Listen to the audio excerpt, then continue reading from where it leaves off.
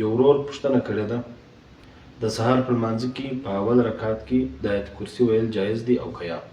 بسم الله الرحمن الرحیم. حامدان مصلیا. ستا مراد په دې کې څه شی دی ملا وروره؟ ستا مراد داسې دی چې واده خو یو آیات دی 3 آیاته غواړي په دې وجه دې منع ده، او که داسې وایي چې یو آیات په 2 رکعتو کې وویل سي دغه یوازې آیت کرسي په 2 رکعتو کې ووایي نو خو دې په یو کې هم نه راغی په بل کې هم نه راغی.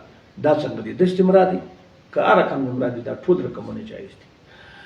داسې هم جایز دی د سهار په لمانځه کې سنت نسوه ده، د سهار په لمانځه کې مستحب دا دی چې هغه به سړی په لنډو آیاتو هغه په 2 رکعتو کې سل وایي چې ډېر خلک راغبین، یا به شپېته وایي په 2 رکعتو کې که خلک متوسطین، او یا به ادنا څلوېښتو په 2 رکعتو کې وایي لکه عامه تسالون په 2 رکعتو کې اول رکوع غټه رکوع ده په 1 رکعت کې، دا بله د پیل کوچنۍ رکوع ده په 2 رکعت کې، دا به سړی وایي دا زموږ د عامو خلکو له دغه لیکن تر دغه بالا به دغه باره پر دوی اوږدوالی راځي بیا دوی خفه کېږي. او دغه خبره د سهار منځ مه یادوه نفس من زیات کړه.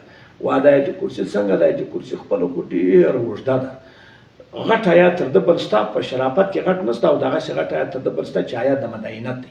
دا آیات خپله څوک دی دا غټ آیات دی، دا که سړی راولاړ شي په رکعت کې وایي تقریبا هغه یوې رکوع ته بالکل د دغه عامه تسالون رسېږي، که نه ورسي لږ تر کمه سي نو سنت به پاتې شي، نور خو جایز دی. تا د جایز خبره کړې ده.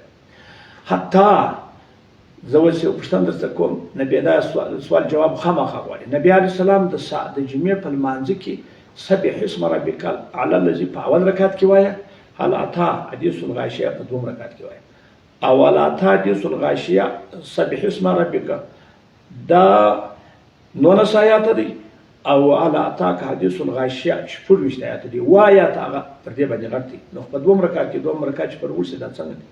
که دغه سراله بیا په داسې ځایو کې و چاته کته کېږي هغه و کلمات ته کته کېږي، که په کلماتو کې فرق کلمه خو تر 50 پم راځي تر وار پم راځي، بیا و چاته کته کېږي حروف ته کته کېږي حروف ته. نو اوس دې فکر و کلمات څو 10 کلمات بس دوی پر 3 آیات کړي دي، حروف څو 10 حروف دوی پر چا کړي دي پر 2 آیاتو کړي. نو د یاران پر کول فتوا دی چې 3 لنډ آیاتونه یا یو اوږد آیات دا په رکعت کې وایي بس هغه بالکل د رکعت زم د صورت چې واجب دی هغه خلاص چې خلاص بس بالکل اوس نو دغه آیت کرسي سر تر پا پورې چې راواخلي دا تر 80 حروف هم زیاته ده، تر 20 کلمات هم زیاته ده.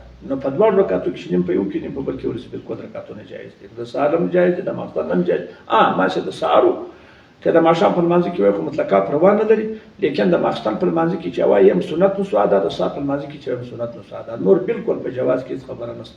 دا ډېر اوږد سبق دی، دا اوږد د ټولو دغه کتابو دا 400 هغه 6مه 8مه صفحه د شامله دي. مختار په دې باره کې غږیز دا مسله دا رقم ده، دا پروا نه کوي که چیرې آیاتونه سره مساوي وه بیا به ثاني رکعت پر اول نه یې ورد، که چیرې آیاتونه سره کوچني آیاتونه 3 آیاته تر الحمدلله وروسته غواړي، او که آیاتونه غټ آیات بیا چیرې بیا کلمات ته اعتبار دی، بیا که کلمات هم د یو طرف غټې وي د بل طرف کوچني وي د یو بیا و چاته اعتبار دی حروف ته.